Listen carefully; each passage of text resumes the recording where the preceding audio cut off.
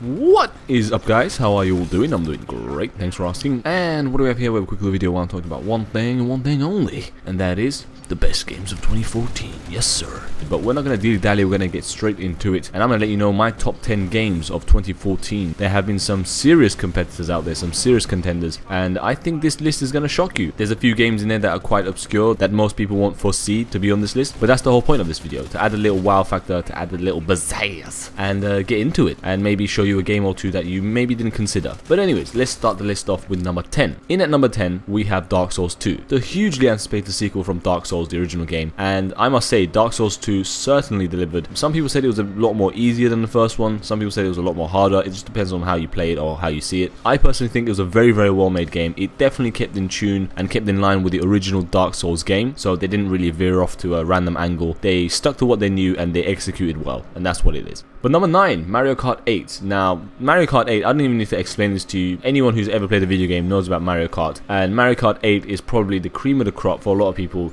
I personally don't play that game that much, but the time that I have spent on it has been one of the most fun times I've ever had in gaming. And one thing I would add, that if you are going to play Mario Kart 8, you have to play in a party or a group of friends. Maybe get like 4 or 5 people together and just go nuts, because it is literally one of the most fun games that you can play as a group. Even if you play it by yourself, it's still very entertaining, and it has that very childish fun impact factor to it, and I don't know how to explain it, but it's very cool.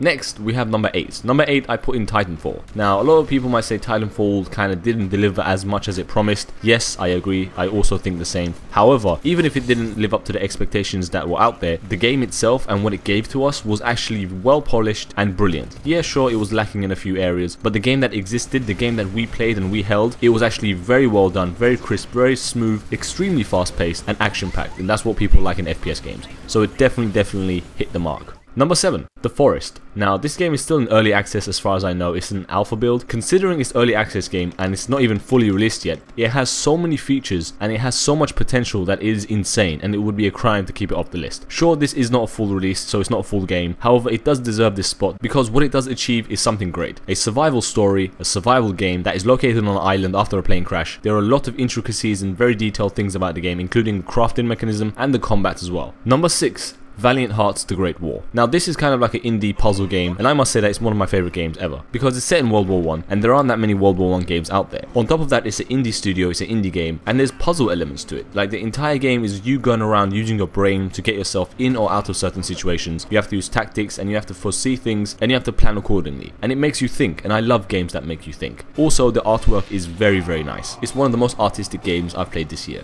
Number 5, Door Kickers. Now, Door Kickers, the game itself was actually very original for me personally. The concept, not so much. It's a SWAT based game. Basically, you're armed police going into buildings, into areas, and clearing it out of bad guys, shooting them up and arresting people. Magnificent. However, this game is played in a god mode view, so you look from above down onto your characters, you can control what they do, and the controlling of the characters and each individual SWAT member is so detailed that you can actually point them in a certain direction, tell them to use a certain weapon, use certain equipments, and even add in tactics and strategy as you go along. Not many games achieve this, and Door Kickers does this so well. There's literally nothing that I would change about the game because it is pretty much perfect. Number 4, Insurgency. Now, Insurgency is a super tactical, realistic game. You follow modern day infantrymen that are sent to combat fighting insurgents or terrorists, hence the name Insurgency. And in this game, you really have to keep your wits about you, you have to keep your head on a swivel, because the enemy charges at you from multiple directions. There is minimal HUD, and like I said, it's super realistic and super tactical, so one bullet can literally take you out. So your life in game could end with one bullet, and that is why you always have to use cover, and you always have to suppress the enemy and work as a unit.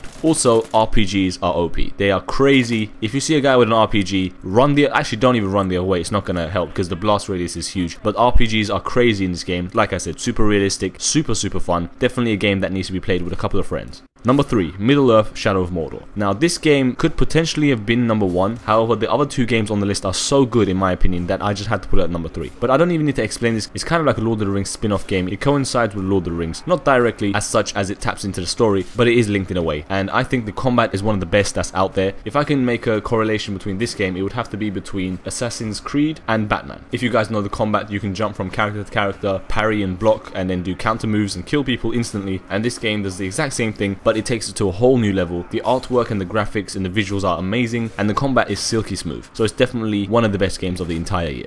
Number 2, Far Cry 4. Now, I know what a lot of people might be thinking. Far Cry 4 just released. It released towards the end of the year. How could it be considered number 2 on the list? And to that, I would say Far Cry is one of the most successful franchises out there. Personally, I think it's one of the best games ever made. Far Cry 4 took what Far Cry does in general, and specifically takes what Far Cry 3 did and just blows it out of proportion. The map itself is not as big as the Far Cry 3 world. However, they added so much more into it that you end up doing more things outside of the main missions. This takes up a lot of time, and it also adds a great dynamic with the surrounding wildlife. The events are unscripted and unplanned. If you set foot out of your camp, you literally do not know what's going to happen, and that level of intricacy is absolutely brilliant in this game. It works very well. It's an open world shooter, and the characters are so detailed and so in-depth that it fully immerses you in this world. And finally, number 1, we have This War of Mine. This is a game that not a lot of people knew about, and it's a shame because I personally think it is the best game of 2014. It takes a lot of strategy and a lot of planning and preparation to play this game. I actually did a full in-depth review of this game when it first came out. However, I didn't post it because of various reasons, but I will post that very soon. And I must say, this is one of the most intricate, most detailed, in-depth, well thought out, well executed game I have ever played. I mean, there are certain things in this game that are just mind-blowing. There is a human element, there is a psychological element, the combat and the stealth and the crafting systems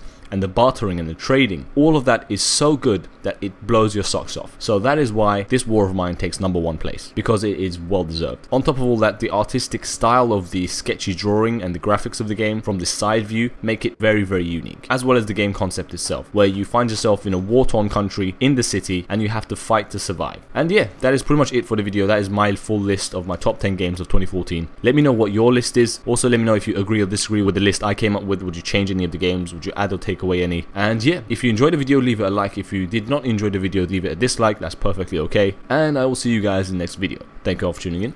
This is Sniper474, and I'm out.